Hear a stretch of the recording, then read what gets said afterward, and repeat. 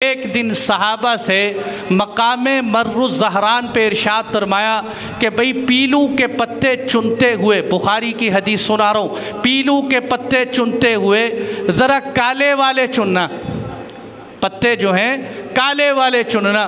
صحابہ کہنے لگے اے اللہ کے نبی یہ تو جنگل کی بات ہے، آپ تو شہر میں رہنے والے ہیں، آپ کو کیا پتہ کہ جنگل میں کون سا پتا توڑنا چاہیے۔ آپ صلی اللہ علیہ وسلم نے فرمایا یہ کالا پتا بہت لذیذ ہوتا ہے، یہ خوش ذائقہ ہوتا ہے۔ صحابہ نے فرمایا آپ کو کیسے پتہ چلا؟ آپ نے فرمایا کنت ارعى الغنم على قراريط، میں چند پیسوں پر مکہ المکرمہ میں بکریاں چرایا کرتا تھا، میں بکریاں چرایا کرتا۔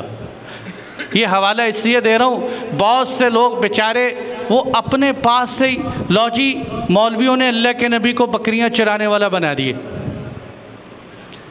عجیب بات ہے، وہ خدا کے بندو بکریاں چرانا کوئی عیب ہے؟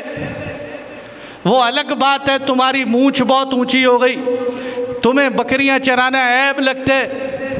بکریاں چرانا عربوں میں عیب نہیں، بکریاں چرانے سے انسان کے اندر بڑی صفات پیدا ہوتی۔ آج بڑے سے بڑے چودھری کو یہ تو یاد ہوتا ہے کہ اللہ کے نبی نے گھوڑے پہ سواری کی، گھوڑے کی سواری سنت ہے، گدھے پہ بھی اللہ کے نبی نے سواری کی، وہ کوئی نہیں کرتا۔ آپ صلی اللہ علیہ وسلم نے بکریاں بھی چرائیں، چرا کے دیکھو۔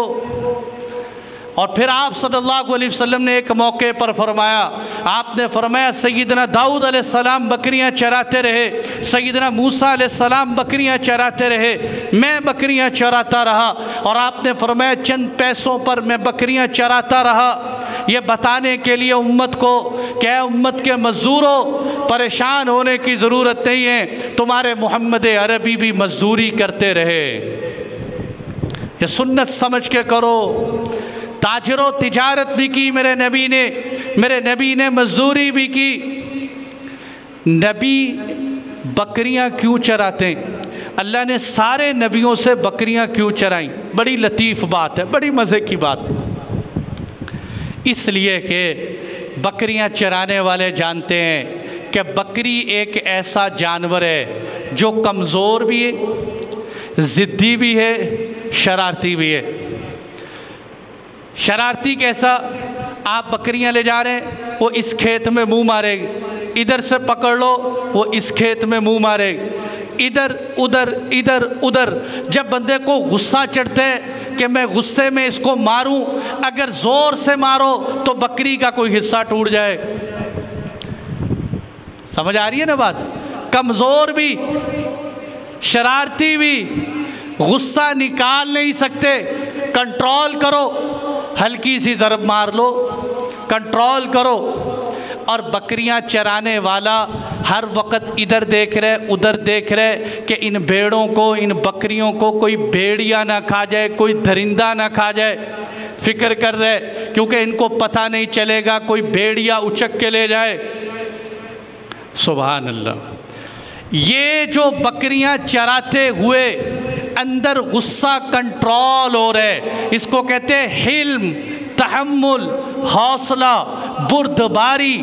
اللہ نبیوں میں یہ پیدا فرماتے ہیں، اس لیے کہ قوموں کی مثالیں بھی بھیڑ بکریوں کی طرح کبھی ادھر جائیں کبھی ادھر جائیں، کبھی گناہوں کے کسی رستے پہ کبھی گناہوں کے کسی رستے پہ، پیغمبر ادھر سے لائیں ادھر سے لائیں گے، اور ہر وقت ڈر ہوگا کہ کہیں نفس اور شیطان ان پہ حملہ نہ کر دے، ان کو اچک کر نہ لے جائیں۔ تو انسان اپنی ذات پر، یہ جملہ کہہ رہا ہوں، انسان اپنی ذات پر اتنا خیر خواہ نہیں ہوتا جتنا نبی امت کے خیر خواہ ہوتے ہیں، جتنے نبی امت کے خیر خواہ ہوتے ہیں۔ فَلَعَلَّكَ بَاخِعٌ نَفْسَكَ عَلَىٰ آثَارِهِمْ إِن لَّمْ يُؤْمِنُوا بِهَذَا الْحَدِيثِ أَسَفًا۔ نبی جی کیا آپ اپنے آپ کو ہلاک کر دیں گے؟ آپ فوت ہو جائیں اگر یہ ایمان نہیں لائیں؟ حریص علیکم بالمؤمنین رؤوف الرحیم۔ اللہ قرآن میں جا بجا تسلیاں دے رہے ہیں، اے نبی جی کوئی بات نہیں، فَإِن كَذَّبُوكَ فَقَدْ كَذَّبُوكَ، اگر آپ کو جھٹلاتے ہیں آپ سے پہلوں کو بھی جھٹلایا، کوئی بات نہیں، اے نبی جی آپ صبر کیجئے، صبر کیجئے، صبر کیجئے۔ اب قوم کا مزاج، کوئی سنے گا کوئی نہیں سنے گا، کوئی مانے گا کوئی نہیں مانے، کوئی سن کے تانے دے گا، کوئی سن کے گالیاں دے گا، کوئی سن کے مخالفت کرے گا، نبی پھر بھی برداشت کریں، پھر بھی برداشت کریں۔ اب اندازہ کرو انبیاء کرام کے حلم کا، تحمل کا۔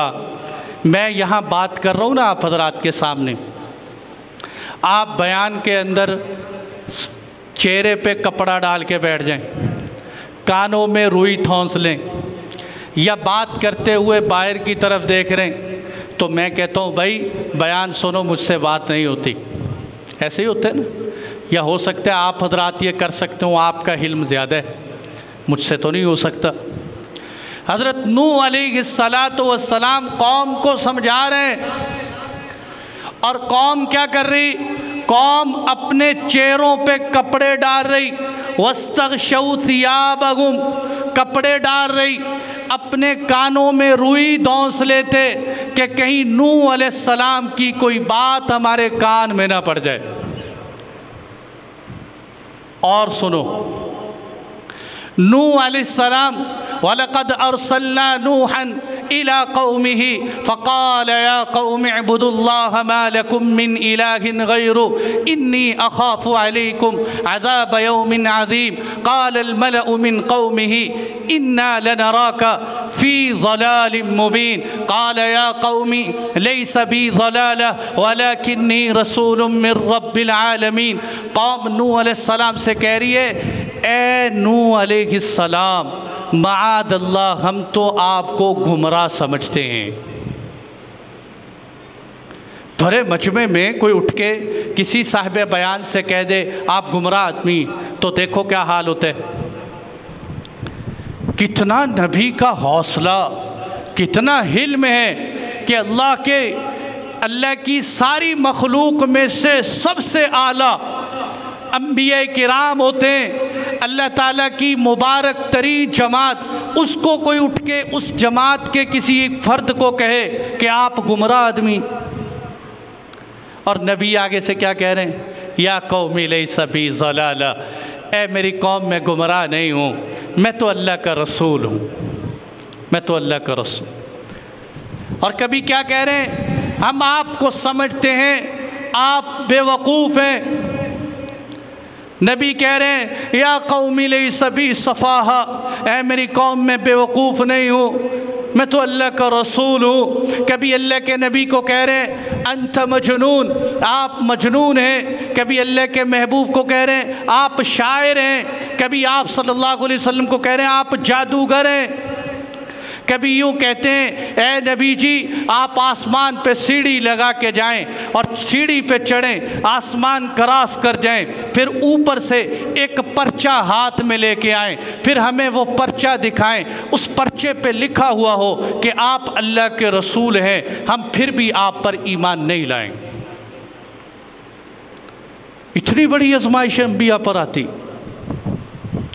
لیکن نبیوں کے حوصلے سبحان اللہ۔ کبھی کبھی انسانی طبیعت کے موافق بندے کو غصہ آ جاتا ہے، بشری تقاضا ہے۔